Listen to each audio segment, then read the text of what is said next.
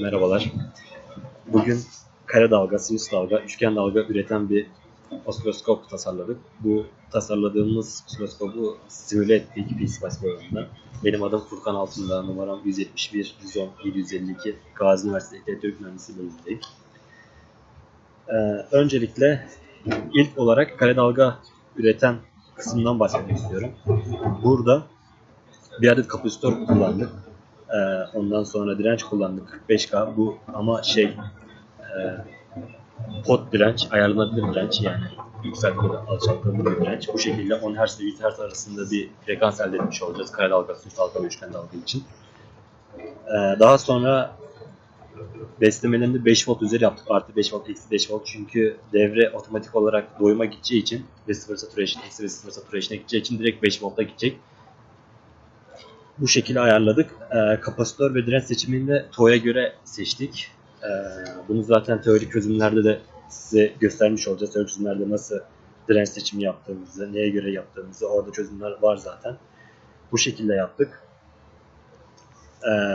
İlk olarak kare dalga üreten kısmı göstermek istiyorum size. Şuradan onların çıktılarını aldım.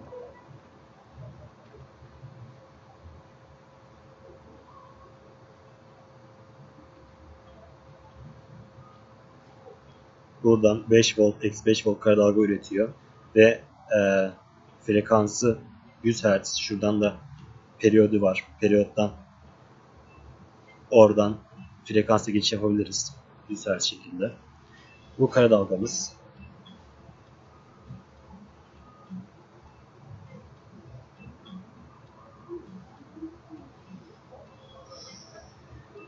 Daha sonra bir integral alıcı devre kullandık kare dalgadan üçgen dalga elde etmek için. Bu şekilde üçgen dalgayı elde ettik. Aynı şekilde burada da bir doyuma gitmemesi için, çünkü diğer türlü doyuma gidiyordu. Kapasitörün değerini ona göre belirledik zaten. Burada yine 5 volt ile eksi 5 volt arasında değişen bir üçgen dalga elde ettik. En son olarak tekrar bir integral alıp buradan üçgenden de sinüs dalga elde ettik. Hepsini bir arada da göstermiş bulunuyoruz. Buradan da tekrar gördüğünüz üzere ilk çıktığımız kare dalga, daha sonra integral alıcı devre ile üçgen dalganın sinüs dalga formunu elde ettik. Her biri 5 voltla eksi 5 volt arasında değişiyor ve doyuma gitmiyor. Bu şekilde. Ben Erdem Yapan, Furkan Altundağ'la birlikte proje grubundayım. Bugün osilatör devremizde 3 adet LM741 op-amplarından kullandık. Frekansımız 10 kHz olarak ayarladık. Bunu yapmak için direncin pottan 10 seviyesine kadar düşürdük. Ayrıca integral alıcı devrede kapasitörün altına direnç ekledik ve bu sayede doyuma gitmeden 5 volta gitmesini sağladık. Şimdi sırada kare, üçgen ve sinüs dalgalarını elde ettiğimizi göstereceğim.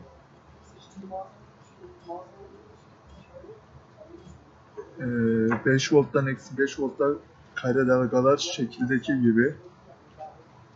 Sırada üçgen gösterelim.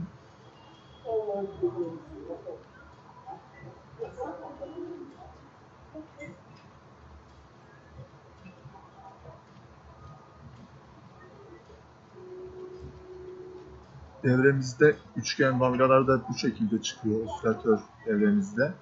Hem kare hem üçgen dalgalar. Şimdi de sinüs dalgalarını gösterelim.